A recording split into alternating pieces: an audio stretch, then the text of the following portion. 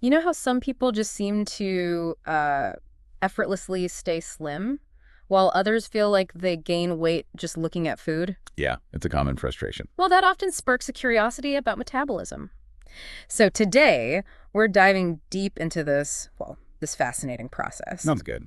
A listener sent us a great set of resources, a really comprehensive article from the Mayo Clinic, and also a practical YouTube video. It's from a weight management coach who's also an Amway independent business owner.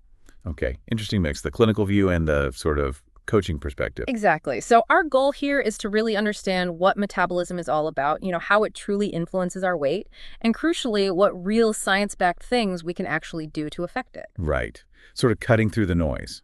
Okay, let's unpack this then. It's interesting, isn't it, how these two sources approach the same basic biology, but maybe from slightly different angles. Yeah. You've got the Mayo Clinic giving that solid, research-driven foundation, and then the YouTube coach offering more of an on-the-ground viewpoint, focusing on everyday choices. Right. So hopefully, if we weave these together, you'll get a really useful picture. Let's try.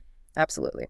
So at its core, what is metabolism? The Mayo Clinic defines it as the way our bodies transform the food and drinks we consume into energy. Energy to keep us going, basically. Yeah, think of the calories in what we eat and drink sort of combining with oxygen to power everything we do, breathing, moving, all of it. And that energy burn, it isn't just when we're like running around, right? Even when we're completely still, our bodies are using energy. Exactly. That's where the Mayo Clinic brings in basal metabolic rate, or BMR. That's the baseline number of calories your body needs just at rest. Just to keep the lights on, so to speak. Pretty much. Maintaining vital functions, breathing, circulation, hormone regulation, even cell repair, all that background activity. Right, and the Mayo Clinic points out some key things that, shape our BMR. Body size and composition are major factors. Makes sense. Bigger people, more tissue. Yeah, larger individuals, and especially those with more muscle mass, they naturally burn more calories even when they're resting. Okay. Then there's sex. Typically, men tend to have more muscle and less body fat than women of similar age and weight, which, generally means a higher resting calorie burn. Generally, yeah. And age is another one. We often experience some muscle loss as we get older, which, unfortunately, can lead to a slower resting metabolism. So building muscle helps counteract that age-related slowdown. That's the idea. So while we can't just, flip a switch and change our base metabolism overnight, consistently building even a little bit of muscle acts like a subtle but persistent engine working for you. Okay, that's helpful. But BMR isn't the whole picture for daily calorie burn, is it? No, not at all. The Mayo Clinic also highlights the thermic effect of food. Ah, yes, the energy it takes to actually process the food we eat. Exactly. Digesting it, absorbing nutrients, transporting them, storing them, all that takes energy. Accounts for maybe around 10% of our daily energy use. And that's not something we can really change much, right? That 10%. Not significantly, no. It's pretty stable. Okay. But then we get to physical activity. And that's where we can really make a difference. Right, moving our bodies. And this isn't just about, planned workouts at the gym. It includes everything. Walking around your office, gardening, doing housework. Even fidgeting.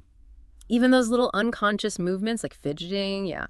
The Mayo Clinic calls this neat, non-exercise activity thermogenesis. Right. Got it. And it can actually vary quite a bit from person to person. It could account for anywhere between 100 to 800 calories a day. Wow, that's a huge range. 800 calories just from pottering around and fidgeting more. Potentially, yeah. It shows how much all that little movement can add up. So this brings up a really common question then. Yeah. How big a role does metabolism actually play in weight gain? Right, because it's such a frequent thought, isn't it? If someone's struggling with their weight, they think, oh, it must be my sluggish metabolism. Yeah, it's an easy thing to blame. But the Mayo Clinic addresses this directly.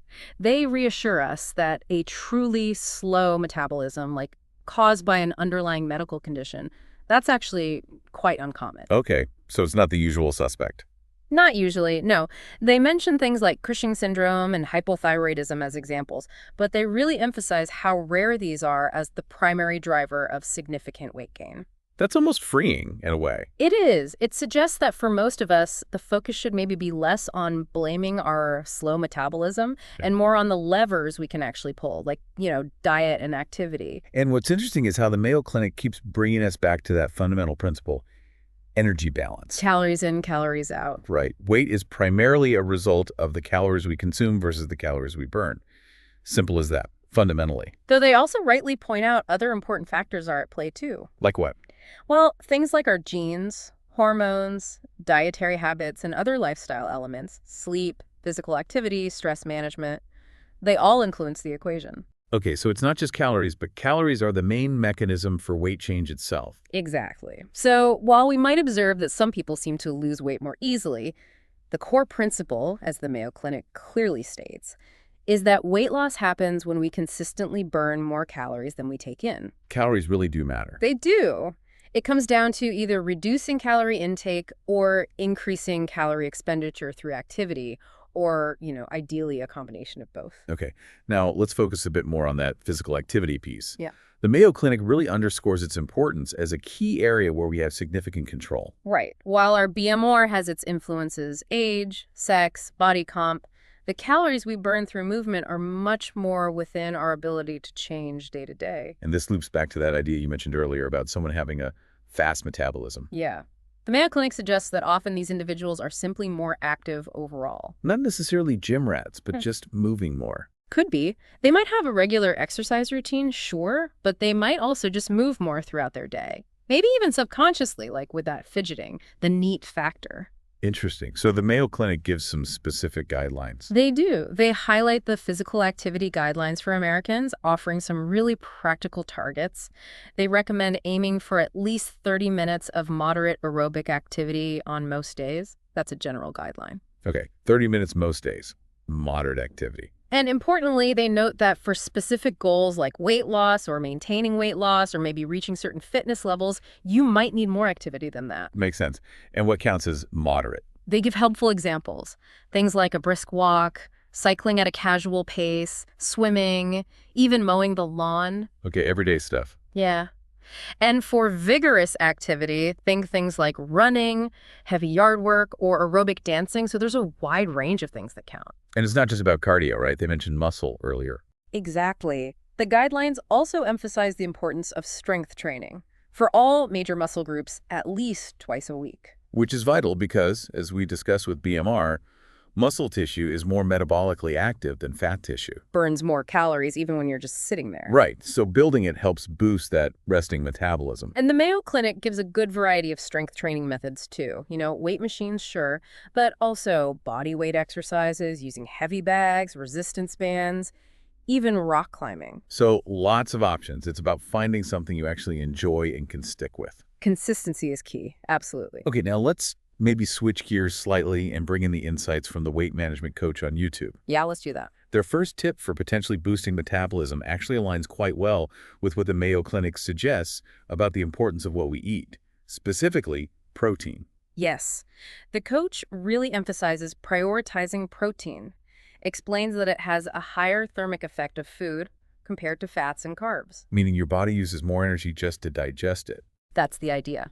So your body actually expends more energy simply processing protein, which kind of makes sense when you think about how protein is broken down and rebuilt in the body. That's a really practical point. Did the coach mention anything else about protein? Yeah, they also mentioned that protein helps with satiety, feeling fuller for longer. Ah, so it might help you eat fewer calories overall, indirectly? Could do.